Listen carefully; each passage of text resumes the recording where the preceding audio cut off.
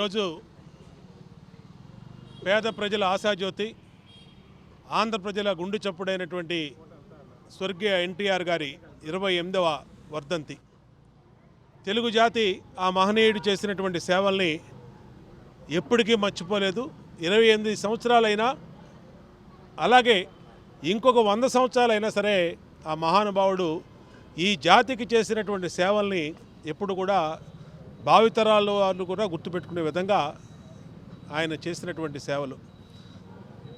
Cinema రంగాన్ని వదులుకొని తెలుగు ప్రజల కోసం రాజకీయ పార్టీ స్థాపించి తెలుగుదేశం పార్టీని ఏర్పాటు చేసి ఆ పార్టీ ద్వారా బడుగు బలహీన వర్గాలకి, మహిళలకి అన్ని రంగాల్లో కూడా ప్రోత్సహించింది స్వర్గీయ అన్న ఎన్టీఆర్.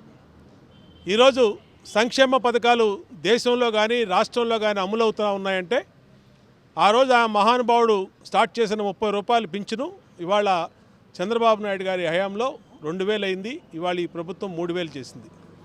అలాగే పేదలకి పక్కా గృహాలు కానీ, ఆడవాళ్ళకి ఆస్తిలో సమాన హక్కు కానీ, బీసీలకి స్థానిక సంస్థల్లో రిజర్వేషన్లు కానీ, పటేల్ పట్వారీ వ్యవస్థను రద్దు చేయడం కానీ, ఇలాగా చెప్పుకుంటూ పోతే అన్ని రకాలుగా ఈ రాష్ట్రంలోని పేద బడుగు బలహీన వర్గాలు, వెనుకబడిన వర్గాల కోసం పనిచేసినటువంటి వ్యక్తి ఎన్టీఆర్ గారు. ఏ బ్రహ్మ ముహూర్తాన తెలుగుదేశం పార్టీని ఆయన స్థాపించారో ఇవాళకి కూడా ఆ మహానుభావుడు స్థాపించిన తెలుగుదేశం పార్టీ ఈరోజు నారా చంద్రబాబు నాయుడు గారి నాయకత్వంలో ఈ రాష్ట్రానికి ఎనలేని సేవలు చేస్తూ ఉంది. అధికారంలో ఉన్న, ప్రతిపక్షంలో ఉన్న ఎప్పుడూ తెలుగుదేశం పార్టీ లక్ష్యం ప్రజల పక్షం. ఎన్ని సమస్యలున్నా, ఎన్ని ఇబ్బందులు ఎదురైనా, ఎన్ని పోరాటాలను చేస్తాం, రాష్ట్రంలో పేద బడుగు బలహీన వర్గాల కోసం, రాష్ట్రం కోసం నిత్యం కూడా శ్రమిస్తామని తెలియజేసుకుంటూ ఆ మహానుభావుడికి ఈరోజు సెంట్రల్ నియోజకవర్గంలో వాడలా ఘన నివాళులు అర్పిస్తూ పలు సేవా కార్యక్రమాలు ఈరోజు చేయడం జరుగుతూ ఉంది. ఓరోసి సెంటర్లో అన్నదానం పెట్టాం. సింగనగర్లో ప్రతి డివిజన్లో మరి ఫ్రూట్స్ పంపిణీ పెట్టాం.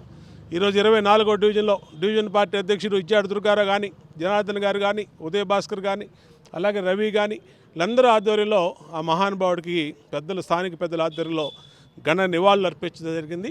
తప్పకుండా భావితరాలకి ఆయన